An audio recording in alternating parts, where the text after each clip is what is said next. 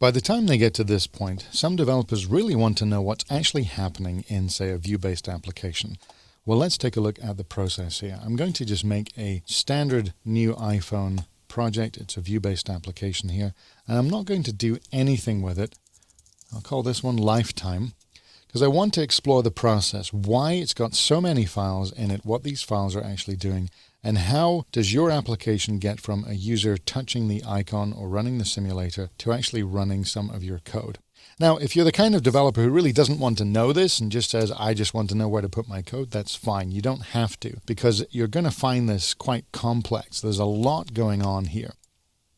One of the things and the most basic ideas is this. This is an Objective-C application. It's a C-based application, which means that this begins by loading main. And in a default project, we do have a main.m file, which does indeed have a main method.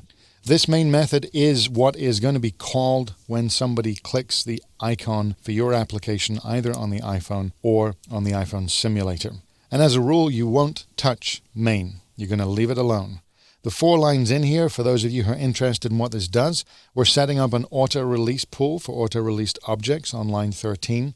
And the main call is on line 14, a call to UI application main, passing in several parameters here. Now this is what's actually doing a lot of the work. After this call returns on line 15, we have the pool release call, which is actually just going to release everything in the auto release pool if it hasn't already been released. And then we're done. We will return from main and we'll be over. So line 14, the call to UI application main, is actually what's causing pretty much everything to happen. Now, it's taking really no parameters here. It's taking whatever's been passed in on line 11 as the parameters to main, and then we've got nil and nil. And what's actually happening here is it's saying, okay, I'm looking for some information, but if you're not passing it to me here, I'm going to look it up from somewhere else. And the place that it gets that information is actually from a file in your project called a .plist file, which is going to have the same name as your project .plist. In that, it has an entry in it down at the bottom called the main nib file base name, main window. So UI application main is looking this up, and it's actually extracting this nib file, which is main window. This is one we haven't really done anything with so far. That is another file in your application, mainwindow.xib. If I were to double click that and open it up, it'll open up Interface Builder. This is Interface Builder, but you typically don't mess with the window in your applications. All iPhone applications only have one window, but it's pretty much invisible. The window itself is just taking up the entirety of the iPhone screen, and it's something that you will move views in and out of. But what's happening here is this mainwindow.xib has several entries for Files Owner and Lifetime App and Lifetime View Controller that is actually instantiating several objects here.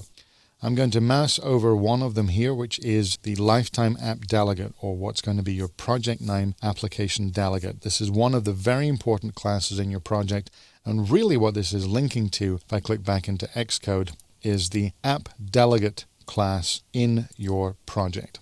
This is, as you might imagine, the delegate for your entire application. We've talked about delegation quite a bit. It's what Objective-C runs on. This is a class that actually says, I will be the delegate for application lifecycle events. So there are events in here such as application did finish launching. You can have all sorts of other things for your application delegate, but these are the ones it has to have. And what's happening is as soon as the application finishes launching, there's a couple of lines in here to make the window the key element of your user interface, make it key and make it visible. And what that essentially does, if I flick back to Interface Builder, is the window itself even knows that it's loading its first view from the view controller. The view controller itself is where we were positioning our buttons and our objects, and it itself also has another class it's linking to by linking to Files Owner, and that's actually linking to the view controller class itself, the .h and .m files.